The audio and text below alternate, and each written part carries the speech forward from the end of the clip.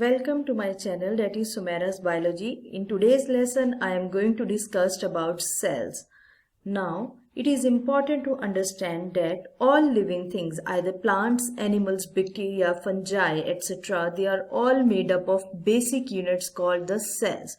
Here is a diagram that shows animal cell and plant cell. Now, how can we define cells? Cells are the simplest unit that exhibit the characteristics of life. Now, here the question arises, what is meant by the characteristics of life?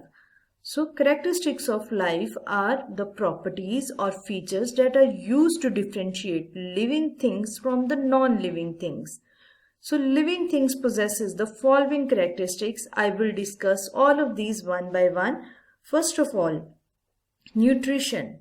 Nutrition means intake of food into the body and its conversion into new protoplasm. Respiration, breakdown of food substances to release energy in cells. Excretion, removal of metabolic waste products formed inside the living cells. Growth, permanent increase in size with changes in form and structure is known as growth. Now, what is meant by movement? Ability to move body parts and or exhibit locomotion is known as movement. Reproduction, production of new individuals for the survival of the species. Sensitivity, it is the ability to detect and respond to changes in the environment.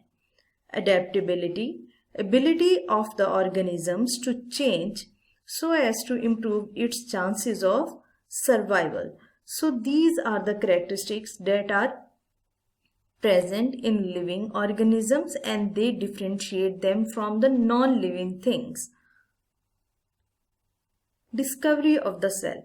Cell was discovered by Robert Hooke in 1667 and he used one of the earliest microscope.